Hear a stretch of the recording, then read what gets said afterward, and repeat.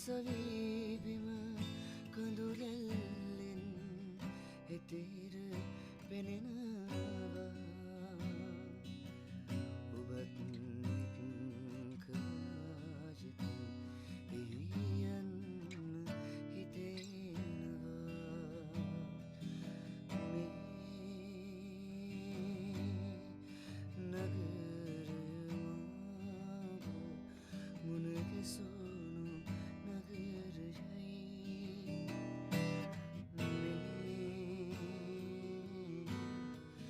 නගරමාව කිරුණු නගරයයි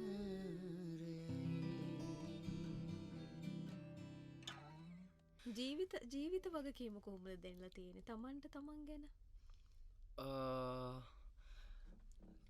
ඒක දැනලා තියෙනවා. හැබැයි ඒක මම ලොකුවට ඇත්තටම මං ඒක මාරම ලොකුවට මං ඒක හිතන්නේ නැහැ. මං යන විදිහට මං ෆ්ලෝ වෙනවා මාව. අක්කා ඉන්නවනේ. ඉතින් අක්කත් එක්ක තමයි ඉතින් ඔය කොටක් දේවල් ඉතින්. අක්කා ගැන මට කියන්නකෝ මොනවද? අක්කා තමයි ඉතින් අම්මා අප්පච්චි නැති වුණාට පස්සේ ඉතින් එයයි මානේ. චේතනී වන්දනා ගුණසේකර. බරක් නැහැලුද? අක්කම නෑ. ඔව් අක්කා බරක් කියන්නේ මම ඉතින් ඔය පොඩ්ඩක් තා ඇඳුම අක්කේ මේකෙන් කලින් අක්කේ කෑම අක්කා අරගෙන මේ වගේ තියෙනවා. නැත්තම් ඉතින් අක්කා හරිම සතුටුයි ඉතින් මං ගැන. අක්කා මට එක්ක කියනවා. ඉතින් මම මේ මං ගැන කියනවා නෙමෙයි අක්කා මට කියපු දේ. අක්කා ඉතින් ඔයා ගැන තමයි අද මට අහන්න ඕනේ. අක්කා සතුටුයි මං ගැන. අක්කා හරිම අක්කට කාලයක් බයක් තිබ්බා ඉතින් මල්ලි මොනවා කරගන්නේද වගේ.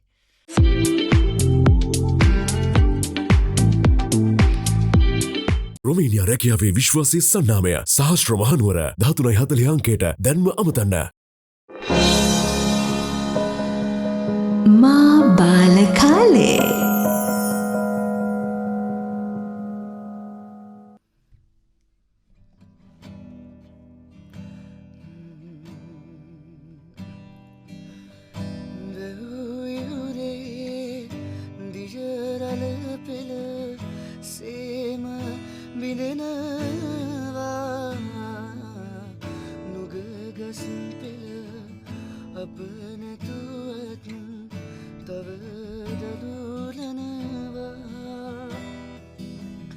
සරසවීබිම කඳුලැල්ලෙන් එතෙර පෙනෙනවා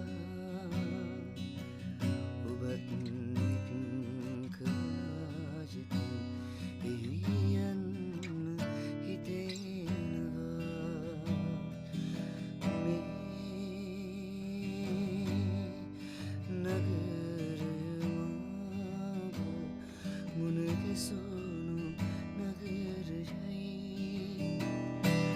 මේ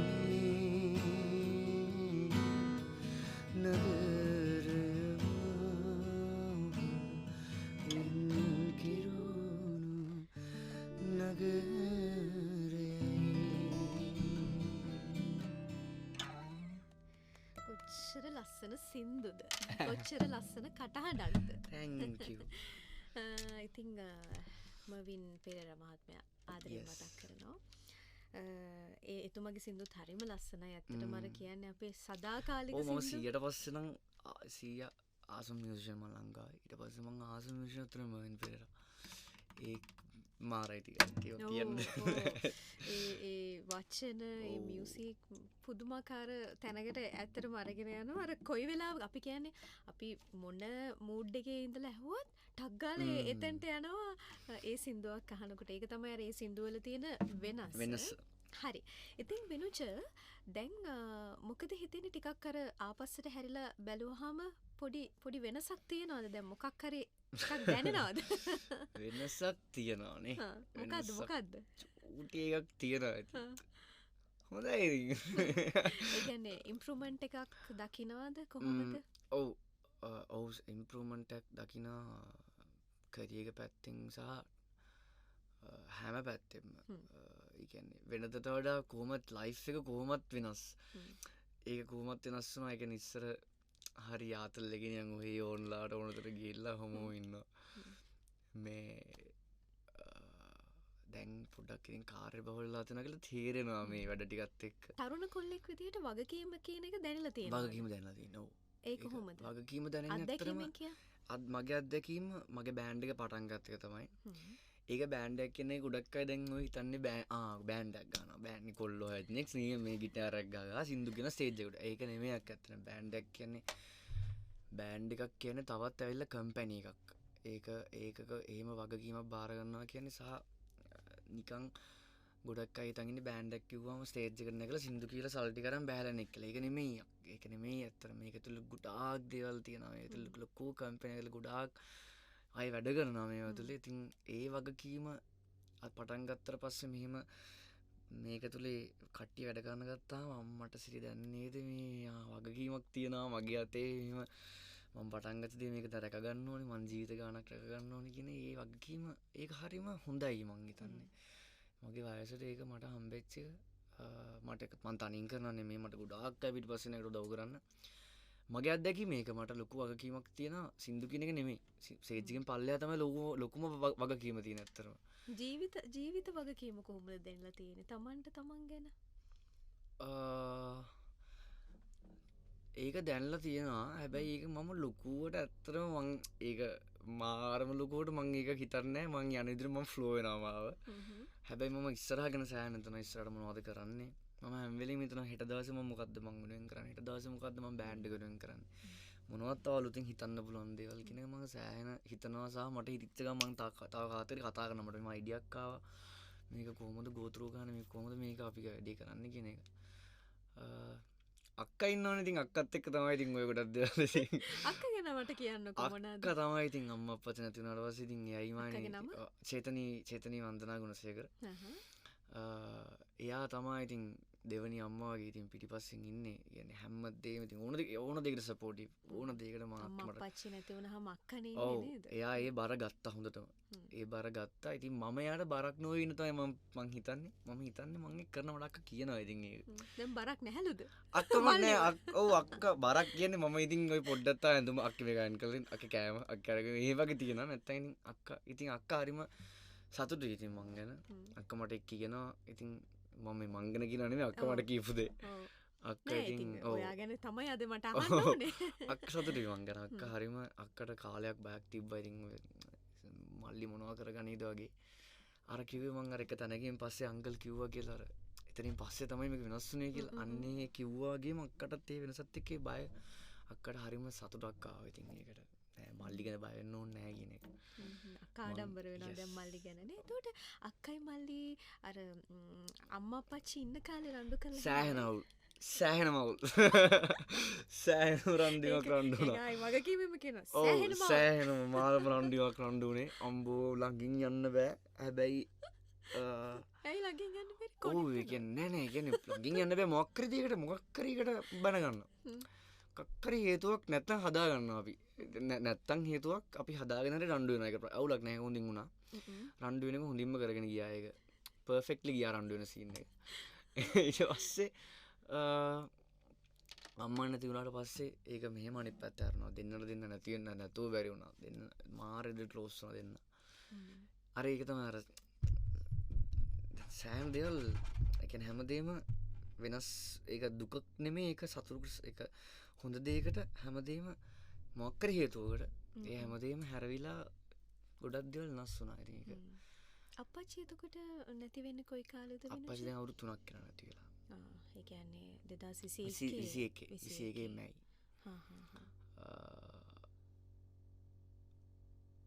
අප්පච්චි තමයි ඉතින් පිටිපස්සෙන් ඉතින් හිටිය අම්මත් නැති වුණාට පස්සේ කියන්නේ අප්පච්චි නැති වුණේ මොකක් හાર્ට් ඇටැක් එකක්.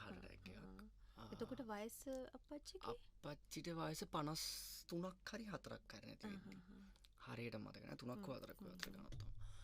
ඉතින් අප්පච්චි නැති වුණාම තමයි මට පොඩි ප්‍රශ්නයක් ආවේ මේ මොකද මම ওই ඩ්‍රම් කිට් එක ඇණයක් බුරුනොත් මම අප්පච්චිට තමයි කියන්නේ අප්පච්චි මම ඇණේ බුරුලුණා කියලා මම තද කරන්නේ නැහැ ඒක මම අප්පච්චිට කියනවා අප්පච්චි තමයි ඇණේ තද කරලා දෙන්නේ ඩ්‍රම් එකේ ඔක්කොම හැම දෙයක් අර ඒ වගේ පොඩි දෙයක් පවා කරන්නේ අප්පච්චි ඉතින් නැති වුණාට පස්සේ මට පොඩි ප්‍රශ්නයක් ආවා අප්පට දැන් මම මොකද කරන්නේ දැන් මං කාටද මේවා කියන්නේ වගේ එකක් ආවා හැබැයි අර ඒකත් මම කියන්නේ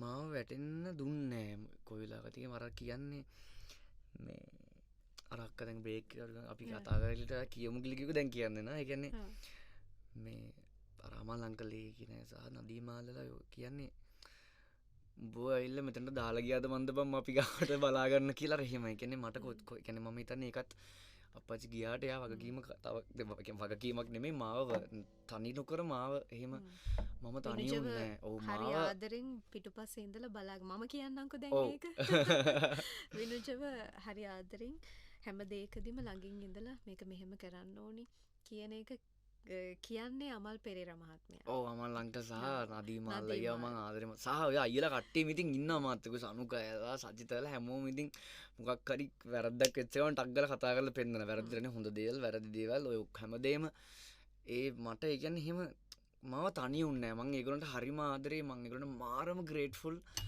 ඒක ලොක්කු එකක්ේ ග්‍රේට් මං ඒගලන්ට හිතේ තියෙන තන මොකද අරඒක තමයි ඒ මට තනිවෙන දුන්න කොයිලාග මගේ පිටි පස්සෙන් ඇනෑනෑනෑන ඉන්නරින් තාම අපච්චි ගැන මට අර අහන්න ඕනේ කම තිබ්බේ මොකක්ද දැන් අපච්චි නැති වෙලා වැඩි කාලෙකුත් නෑන විනුජ 2021 වගේනේ මොනවද විනුජට අපච්චි කියලා තියෙන්නේ මොනවද වැඩිපුරම හදවතට දැන්ලා තියෙන්නේ අපච්චි මට මෙහෙම කිව්වනේ කියලා අපච්චි මට ගොඩක් මේ මියුසික් කරනවා නම් ඔයා මේ වගේ වෙන්න ඕනේ මේ වගේ හිතක් තියෙනවා මේ වගේ දේවල් හැදෙන්න ඕනේ කියන මට කියලා තියෙනවා මට ඒක ගොඩක් ඉෆෙක්ට් වෙන්නේ අපච්චිත් මියුසික් කරේ අපච්චිත් බෑන්ඩ් තමයි යාගේ ලයිෆ් එකත් ඔය බෑන්ඩ් එක පටන් ගන්න කාලේ මට අපච්චි මාර්ගයට ඇඩ්වයිස් කරා බෑන්ඩ් එකක් නැති වෙන්න මොනවද වෙන්න පුළුවන් හේතු මෙන්න මේ දේවල් වුණොත් බෑන්ඩ් එකක් ඇතුලේ මෙහෙම වෙයි මේ දේවල් වුණොත් මෙහෙම වෙයි කියන එක ඒ දේවල් නම් අර අපච්චි නිකන් ගලේ කොටලා කිව්වා වගේ ඇත්තටම මේ කරගෙන යද්දි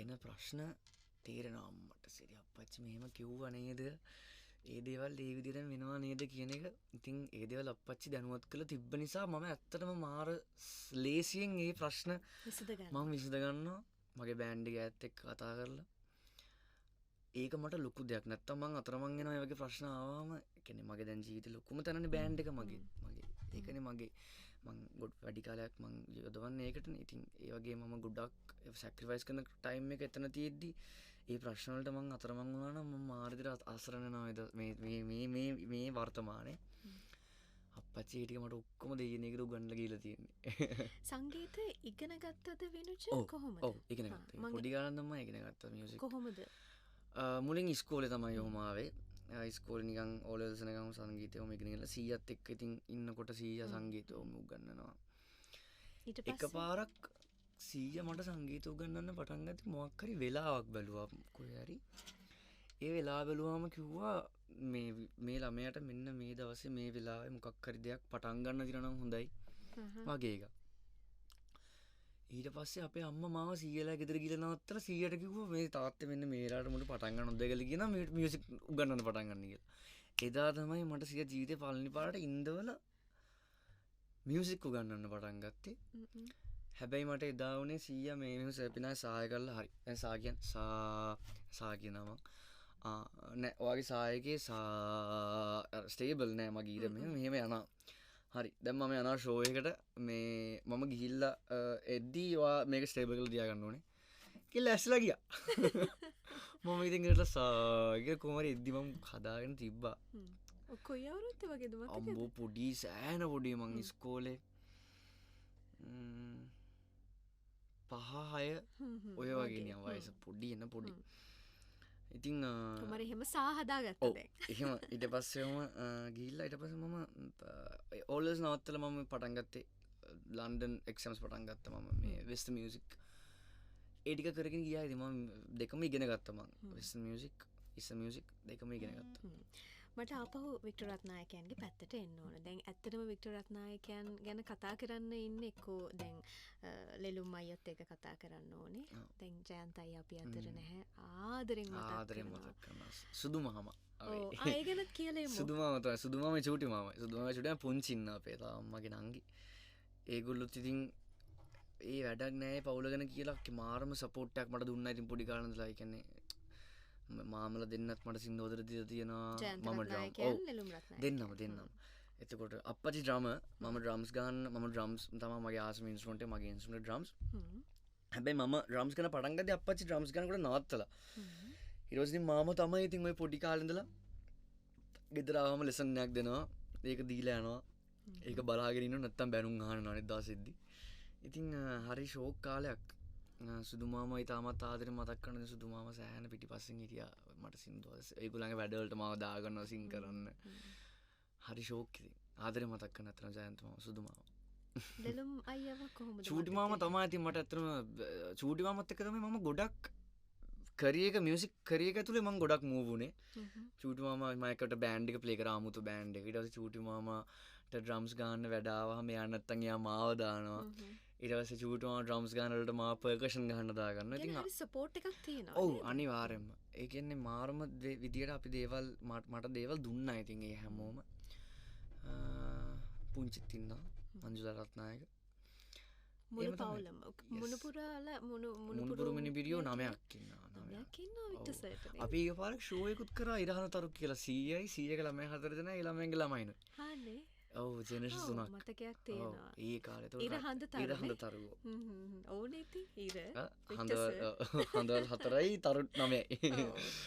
මම අහගෙන ආවේ දැන් ඇත්තටම වික්ටර් රත්නායකයන් ඉතින් දැන් අසනීප තත්ත්වයේ ඉන්නේ. ඉතින් එතුමා එක්ක කතා කරන එකත් ඒ කියන්නේ අර තව දීර්ඝ කාලයක් ජීවත් වෙන්න ඕන කෙනෙක් නේ ශ්‍රේෂ්ඨ. සිට්ටේ ඉන්නව කොල්ල අවුලක් නැහැ. අම්මා හුල්ලාල් ඉතින් අර අපි කතා කරලා අර මහන්සි කරවන්න හොඳ නැහැනේ මේ වෙලාවේ. ඒ නිසා දැන් ඉතින් ඔන්න මුණුපුරා තමයි එතුමා ගැන අහන්න ඉන්න එකම කෙනා. කොහොමද දැන් තත්ත්වය?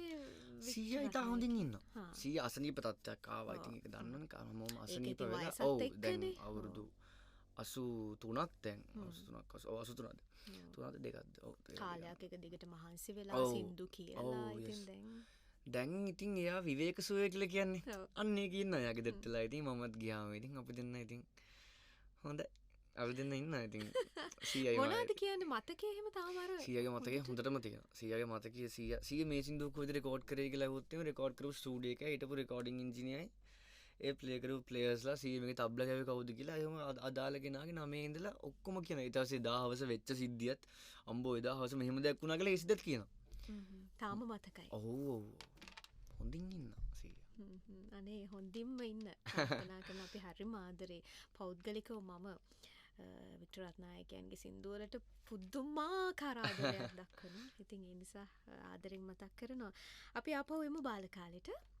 බාල කාලේ දැන් අර අක්කගේ එක්ක කරපු ඒවා විස්තරත් එක්ක ඉස්කෝලේ කාලේ යාළුවන්ගේ මතක තියෙනවද? හම්මෝ ඉස්කෝලේ කාලේ මතකයන් ගොඩක් තියෙනවා. මම ඩාන්සින් කරා. මම වෙස් බැන්දා. ඉස්කෝලේ සබ්ජෙක්ට් එකට ඩාන්සින් නොලියා වෙස් බැන්ද එකම කෙනා මම. ඒ කියන්නේ 52ක් වෙස් බැන්ද 52 දෙන්නෙක් 52ක් වෙස් බැන්දා. ගෑනු පිරිමි දෙකම අපි මම මික්ස් ස්කූල් ධර්මපාලනේ. ඉතින් මම මියුසික් තමයි සබ්ජෙක්ට් එකට ලියන්නේ. හැබැයි මම වෙස් බැන්දා ඉස්කෝලේ. ඒකයි තව අනිත් මතක තමයි මගේ හොඳම යාළුවෝ 5ක් හිටියා. 4ක් හිටියා සෙට් එකම ඔක්කොම යාළුවෝ මගේ. ඒ මම එක ක්ලාස් එකේ හිටපු යාළුවෝ 4ක් හිටියා. ඒ යාළුවෝ 4 දෙනා පන්තියේ 1 2 3 4 මං 48. හැබැයි යාළුවෝ කවදාවත් මාව කොන් කරලා නැහැ. කවදාවත් අපෝ උඹට එන්නේ නැහැ කවදාවත්. මම ඉතින් මියුසික් තමයි පිස්සෝ තිබ්බේ මට. මේ මං ආදරෙන් ඉතින් ඒකලම මතක් කරන ඉස්කෝලේ කාලේ නම් මාරම විනෝදය අතර මට මිස් වෙනවා ඒ කාලේ. මං ඉස්කෝලේ කාලේ හොඳටම එන්ජොයි කරා. දැන් රටවල් වල යන්න අවස්ථාව ලැබෙනවා. ෂෝස් කරනවා. මොකද හිතෙන්නේ ඉතින්? ෂෝක් ඉතින් පොඩි කාලේ තිබ්බ ආසාවල් තමයි ඉතින් ඔය ආසාස රටවල් ඉතින් වලට ගිහිල්ලා ඉතින් මං අර කිව්ව ඉතින් බෑන්ඩ් එකට ඉතින් මං ගොඩාක් ඒකට ග්‍රේට්ෆුල් ඒගොල්ලන්ට මං ගොඩාක් පින් දෙනවා ඒකට. මං ඉතින් කොල්ලෝ ටික සහ ඒක හරි විනෝදයි ඉතින් තනියෙන් නෙවෙයි යාළුවෝ ටිකත් එක්ක යන්නේ. ඊට ඒක දන්නවා ඉතින් මේ බෑන්ඩ් ලයිෆ් එකේ ඉන්න දන්නවා ඒකේ තියෙන විනෝද. සින්දු කියලා විනෝද වෙලා නේද? ඇවිල්ලා බලන්න මේ බෑන්ඩ් ලයිෆ් එකට ෆුල් ආතල් මේක. ඒක කොහොමද? දැන් මේ තරුණ කොල්ලෙක් විදිහට දැන් ඇත්තටම දැන් විනුජ දැක්කාම හිතෙන්නේ හරිම සෙල්ලක්කාර. එහෙම නේද? පෙනුමේ නේද? නෑ මං කියන්නේ. දැන් බෑන්ඩ් එකෙත් දැක්කාම නටලා කරලා එහෙමනේ නේද? උඩ පැනලා ඩාන්ස් කරලා සින්දු කියලා දැන් එහෙම කතා කරනකොටත් ඔච්චර ලොකු වගකීමක් හිතට අරගෙන මෙච්චර ගමනක් යන්න හිතාගෙන ඉන්නවා කියලා අර දැක්කම පේන්නේ නැහැනේ. මට ඒ නිසා මේක දැනගන්න ඕනේ. එක පැත්තකින් ගත්තහම විනුච පවුලේ ආලෝකයේ ලොකුවටම තියෙනවා. වික්ටර් රත්නායකයන්ගේ අර ඉර කිව්ව එක එහෙම්මම තියෙනවා. තව පැත්තකින් ගත්තහම විනුචගේ අම්මා එක කාලෙක නැති වෙනවා. තාත්තා මෑතක නැති වෙනවා. ඒ තියෙන ඒ හුදකලාවේ තනිකම තියෙනවා. දැන් මම තනියම ගේමක් ගහගන්න ඕනි කියන එක තියෙනවා. අක්කා ඉන්නවා පිටුපස්සේ ඒක ඇත්ත. දැන් ඔයාට දැනෙන දේ කියන්න මට. දැන් මේ වෙද්දි ඇවිල්ලා තියෙන අභියෝග ටික නම් අක්කේ මම හිතනවා මට හිතනවා මං ඒ ටික මං ජය අරන් තියෙනවා. මම ඒ හර්ඩල්ස් ටික මං පාස් කරලා තියෙනවා කියලා. ගොඩක් ඒක තමයි මගේ කියන්නේ තනියෙන් ගේමක් ගහ ගන්නවා කියන පන්නරය මට එන්නෙත් ඇත්තටම ඒ කියන්නේ තනියෙන් ගේමක් ගහ ගන්නවා කියන්නේ ඒක මම තනියෙන්ම කරා නෙමෙයි මට ගොඩක් අය උදව් කරා. හැබැයි ඒ ගට් එක මට එන්නේ අතනින් පස්සේ තමයි. කියන්නේ මම වැටුන්නේ මම තනියෙන් මම නෑ මේක මම කොහොමද කරගන්නවා කියන එක. සීයාගේ ආලෝකේ එන එකයි දැන් ඉන්න තැන මට හැම වෙලෙම සීයා කියපු දෙයක් තමයි තමන්ට හම්බෙන දේ නිහතමානීව බාර ගන්නවා මිසක් ඒක හරි මේක මං ගත්තනේ මේක මට හම්බුණා දැන් මං ගොඩ වගේ හිතන්න එපා කොයිලාවත් මං තමයි පොර. මං පොර ජාතකයෙක් කියලා කියන්නේ මං පොර ජාතකයෙක්. ඒක කොයිලාවත් ගන්න එපා කියන එක. එහෙමයි කියලා තමන්ට හම්බෙච්ච දේ මේක වැඩක් නෑ කියන එක නෙමෙයි. තමන්ට හම්බෙච්ච දේ හරිම නිහතමානීව වටිනාකම දැනගෙන ඒ වටිනාකම තා පුළුවන් කෙනෙක්ට දීලා ඒ වටිනාකම බෙදන්න කියන එක තමයි මට සීයා හැම වෙලෙම දුන්න ඇඩ්වයිස් එක. ඉතින් සෑහෙන සීයාගේ නම ආරක්ෂා කරගන්න ඕන කියන එකත් එක්ක මාරම අභියෝගයක් තියෙනනේ. අර සීයාගේ නම කන්න ඕන කෙනෙක් මට ගොඩක් අය බයින්නේ. වික්ටර් සර්ගේ මුණුපුරාණි කියලා. ඔව් මට ගොඩක් අය බයිනවා. දැන් මේ කියන්නේ මම දඟලනවා ස්ටේජ් එකේ මම සීයාගේ නම කනවා කියලා. සීයට ප්‍රශ්නකුත් නෑ ඒක. සීයත් ඉතින් කිසිම එක අවුලක් නෑ. ඒක තමයි මට තිබු ලොකුම අවුල. දැන් සීයා මේක මොන වගේ ගණීද කියලා. හැබැයි මට සීයාම තමයි මයිකල් ජැක්සන් පෙන්වන්නෙත්, බොබ් මාලි පෙන්වන්නෙත්, ඊට පස්සේ ඔය තියෙන රොක් බෑන්ඩ්ස් පෙන්වන්නෙත් ඔක්කොම මට සීයා පෙන්වන්නේ. සීයා මට පෙන්වලා කිව්වේ මෙන්න මෙහෙම ජොන්රස් තියෙනවා. ඔයාලට කැමති එකව තෝරගන්න. හැබැයි කරන දේ හරියට ඉගෙනගෙන කරන්න කියන එක. නිකම් මේ කට තිබ්බ බලට කටින් සින්දු ගන්න පුළුවන් වෙච්ච බලට සින්දු කියන තියාගන්න එපා. ඊගෙනගෙන කරන්න තමන් කරන දේ කියන සීයා පොඩි කාලේ නම් මාරිට ඇඩ්වයිස් කරා. ඉතින් මට ඕනේ පර්ෆෝමර් කෙනෙක් වෙන්න. පර්ෆෝම් කරන්න මට ආසයි තුනේ. ඒක කරගෙන ආවා. ඉතින් මං හිතනවා මං කාටවත් එහෙම වැරද්දක් නොකර මං දෙයියනේ කියලා ඉන්නවා කියලා. මං කල්පනා කරේ බලන්නකෝ වික්ටර් රත්නායකයන්ගේ ඒ තියෙන සිතුවිල්ල නේද? ඔව් ඒ විෂන් එකේ දැක්ම මාරයි. මයිකල් ජැක්සනුත් පෙන්නලා කියනවා මේ වගේ මියුසික් තියෙනවා ඒවත් කරන්න පුළුවන් කියලා නේද? බොබ් මාලි ඔය ඔක්කොම රිගේ අරන් ඔක්කොම සියදා පෙන්නුවේ. ෂෝක් ඒ කාලේදී. වැඩිපුරම ජීවිතේ සතුටු වුණේ කවද්ද විනුච? වැඩිපුරම සතුටු වුණේ එහෙම දවසක් කියලා නෑ. මට ගොඩක් දවස් තියෙනවා. මට මාරම සතුටුයි මට 2016 සංගීත රාජ්‍ය සංගීත සම්මාන වල සම්මානය හම්බෙච්ච එක. එහෙනම් බාලකාලේ ප්‍රෝග්‍රෑම් එකට අද මම ගොඩාක් ආදරෙන් ආසාවෙන් එන්න කියලා කිව්වේ විනුච තරුෂ්. thank you මට ඉන්වයිට් කරන net fm එකට අක්කටයි දෙන්නට මේ ඔක්කොටම මේ මුලින්ම ආවේ විනුච කලින් net fm පොඩි කාලේ ඇවිල්ලා තියෙනවා ඔය සීයත් එක්ක මාමලත් එක්ක පොඩි කාලේ සෑහෙන කාලෙකින් මම net අපේ අයස්කාන්තේ ෂෝ එකත් බලන්න ඕවනේ මං සෑහෙන චූටි මම මේ ගොඩක් ෂෝස් බලලා තියෙනවා. ඒකනේ ඉතින් එහෙම හිටපු අර චූටි බට්ටා දැන් ලොකු වෙලා අපිටත් මට වැඩිය කොහොමත් ගොඩක් අය උසයි.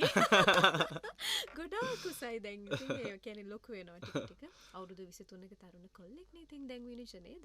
අපි ප්‍රාර්ථනා කරනවා විනුචගේ හීනවලට යන්න පුළුවන් වෙන්නේ කියලා බාලකාලේ වැඩසටහනේ. තව ඉතින් නේද හදාගන්න දේවල් තියෙනවා ඒවා හදාගන්න. තාම පටන් ගත්ත විතරයි. ඔව් මේ ආරම්භයනේ. තාම පළවෙනි අඩිය තිබ්බයි.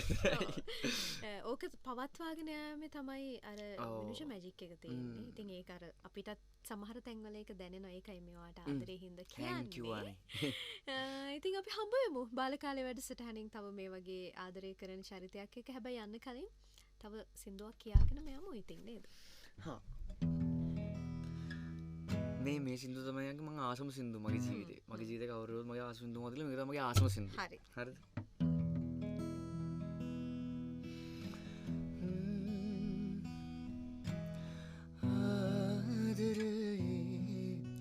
උල්පත වූ මාපගේ පුතු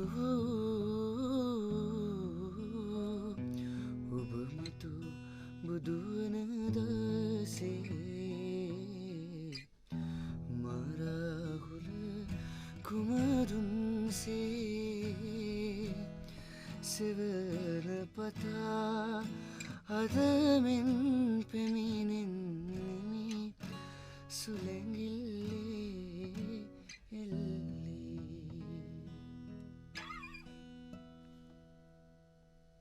Thank you හැබැයි ඕක වර්ස්කම් පටන් ගන්න බැයිද පුළුව සඳදියකොට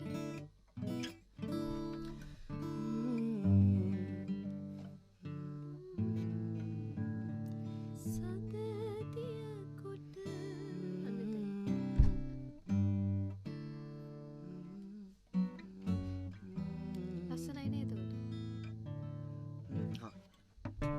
කමන්නේ නෑ කවනවන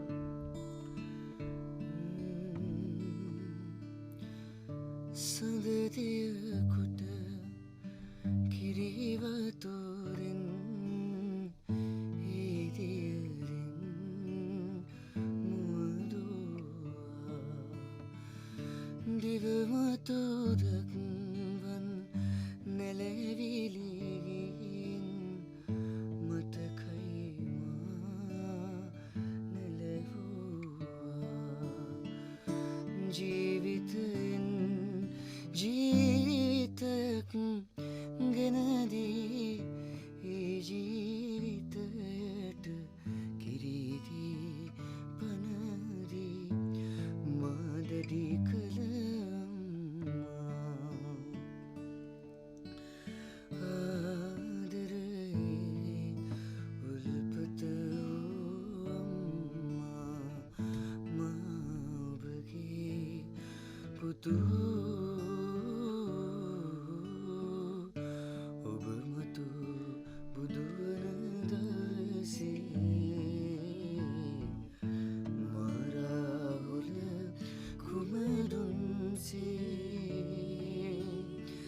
සෙවන පතා අදමෙන් පැමිණෙන්නෙමි සු